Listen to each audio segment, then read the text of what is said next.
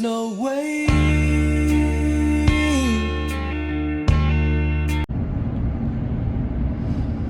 Happy New Year's, guys. January 4th, 2021. It's a Monday. I have off today, and I decided, although I'm on a solo mission, I decided I was going to start the year off with trying to work towards my goal for last year. Last year in the shooting realm, I set the goal for myself to start shooting my 22 long range. Just something different. Shooting a 22 is really good for training, as far as learning trigger control, as far as learning wind, because everything's accentuated in a 22. Last year I set the goal of shooting 700 yards, which is what we have set up permanently at my buddy's land. And the more research I did, that was actually a pretty daunting task. And I'm still going to attempt that this year, but it actually requires quite a bit of special equipment. That would be the sort of equivalent equipment to shooting in the ELR or ULR, ultra long range world with regular rifles. So just to give you an idea, it requires, just from what I found in the ballistic profile that I found in the Strelok app for a 22, there's only one. It's for the Lapua match grade stuff, but it should be close. At 700 yards, you need 212 minutes ish of adjustment up. So that's like, with my 7mm, my ELR gun, that's the equivalent of like a 2,200 yard shot. And so, okay, I've got a base being made right now that should have by the time we can actually try to make an attempt at that.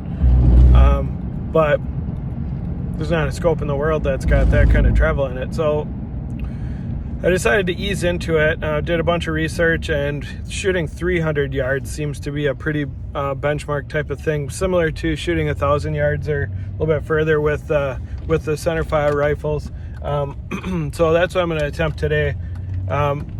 300 yards with the math that I'm given right now, and we'll verify that, is about 41 minutes of up travel adjustment. So what I did is I, to try to keep my rifle in a usable manner, I put a 20-minute base on it. Gains me 20 minutes of up travel, and with the cheap scope that I have, hopefully that's enough to get me to 300 yards anyways. But 40 MOA up, and then the wind affected by the 22 at 300 yards actually is the equivalent in my long range rifle of just over 1,300 yards, believe it or not. I was pretty surprised at that. So you basically take whatever your distance is with the 22 and multiply it by about 3 or 4, and you get the equivalent with one of our Magnum rifles that's made for long range. So I'm shooting a 10-22. It's modified. It's got an 18-inch heavy barrel. Shooting subsonic rounds. Might sound a little strange when you're trying to shoot as far as you can, but subsonics don't ever have to travel through the transonic zone. So in theory, should stay a little bit more stable throughout.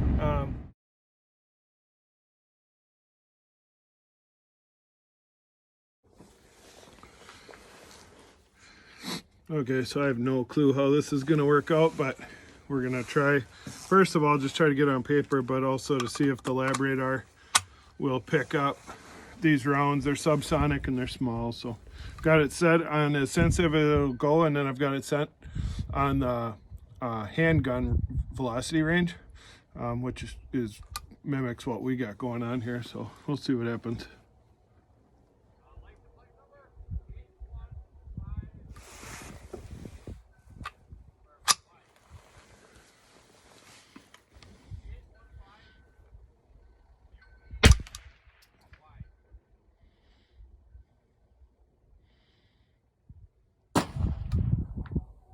Doesn't like the cold. I'm having a really hard time spotting my own shots here.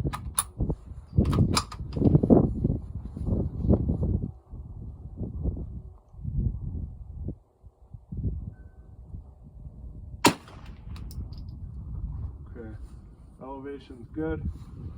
About a plate and a half right now. And I'm having a lot of issues with my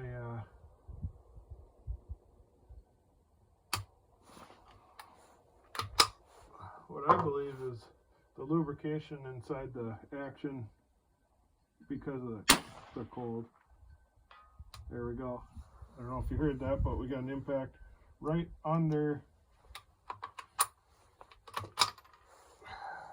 the dot. Holding essentially a half plate left. There we go. Another one. You can hear it good. I'm happy about that.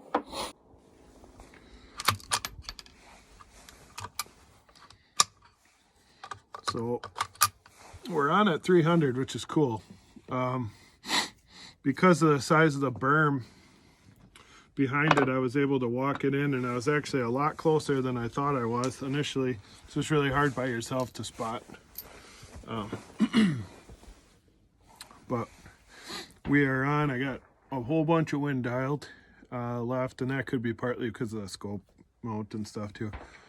So I'm not too worried about that, but I've got it now where I'm a half a plate right exactly. So I'm able to hold left edge, elevation's dead nuts on, and I'm just gonna leave it at that for now and just do a little shooting.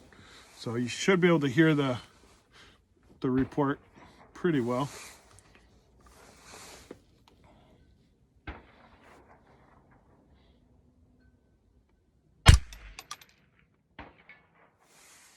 I don't know if you can hear it or not, but it's pretty cool. That one was about 2 inches left of bull. Got a left cycled. There we go. So we're just like a half a plate right. Understanding elevation at least. And I believe that one hit exactly on a bullseye. So I'm able to hold just left edge, and it is incredibly consistent. I'm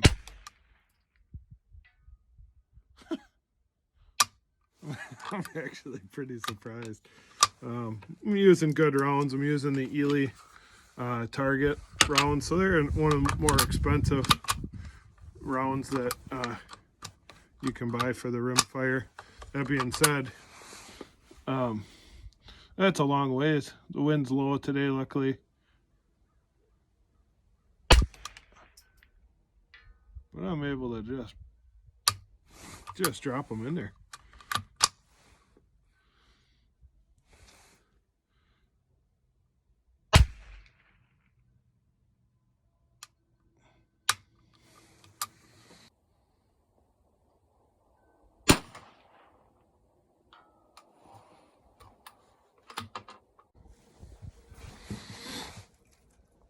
Well, I'm going to take 1 or 2 more shots here, and then we're going to go clean up.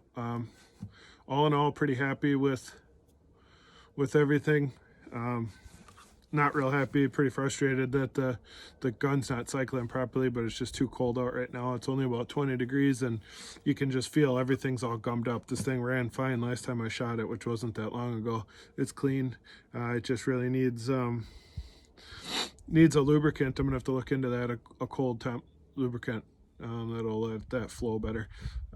So next step would be, this thing's pretty well maxed out at 300 yards. I'm using all the elevation up, and then I'm using the bottom dot on the mil dot reticle. So beyond this will be kind of just poking around. But it was really fun, super consistent, as you could hear with the planks, and I'm happy with it. For a solo mission, I managed to get on at 300 yards, hit some steel, which was the goal. It seems as though the wind's coming up right now, so it's probably a good time to shut her down. But next up will be to bite the bullet, take the Night Force attacker, put it on here, take it off my ELR gun, put it on here, and focus on this for a little while, see if we can, that should get me right around 80 to 100 minutes of up travel. So that should get me out to 500-ish here, 565 maybe even. And then once that base is made, I'm having a machined 150 MOA base made. It's essentially just a riser, but it's got 150 minutes of cant in it. That'll get us well past 200, and then we should be able to reach our goal of 700 equipment wise. So we'll see what actually happens, how hard that proves to be. But it was fun. Hit targets Monday at the range. Happy about that. Better than a day at work anyways. So I'm gonna ring the bell a couple more times here, and then I'm gonna clean up.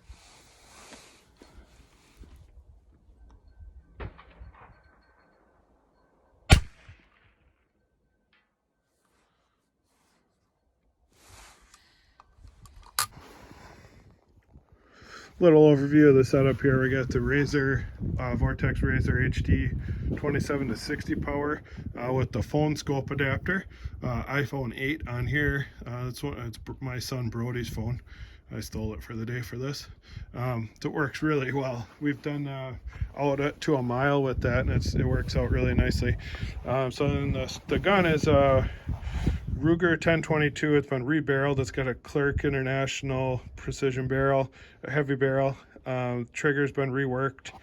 And it's got a 20 MOA base on it, and then just a cheap AccuShot scope. But that scope's been on there for years, and I do need to replace that sometime. The stock is a Victor composite stock. Is really nice for the money. Really nice. I love it. It feels like a PRS gun. Got my bag, and then I've just built these little wedge blocks that helps you tune into your elevation. And then of course I've got my Atlas 5H bipod, probably one of the best bipods, probably the best tactical bipod out there for extreme long range. Gives a really wide footprint. It's got cant and everything built into it, but it gives you a bunch of height. I've shot F-class with that. It works out really nicely. All in all, even with the cheap scope, this worked out really nicely today. The only issue is, being as cold as it is, I'm having some cycling issues with subsonics in the 1022, but all in all, a good deal. Shooting Ely target. I was having less success with the CCIs. They seem to really want to jam up the gun.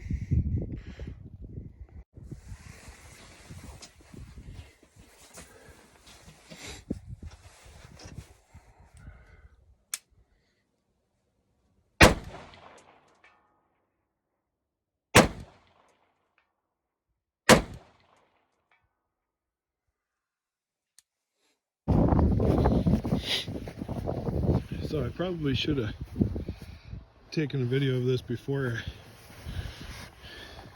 started shooting the 223 at it.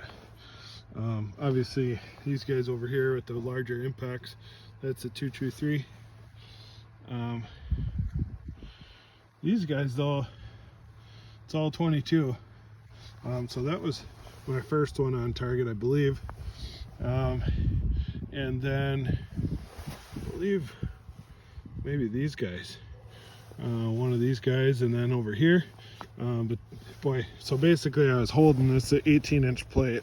I was holding right elevation perfect and just inside left edge, and boy, gotta say I'm pretty happy with the consistency of this.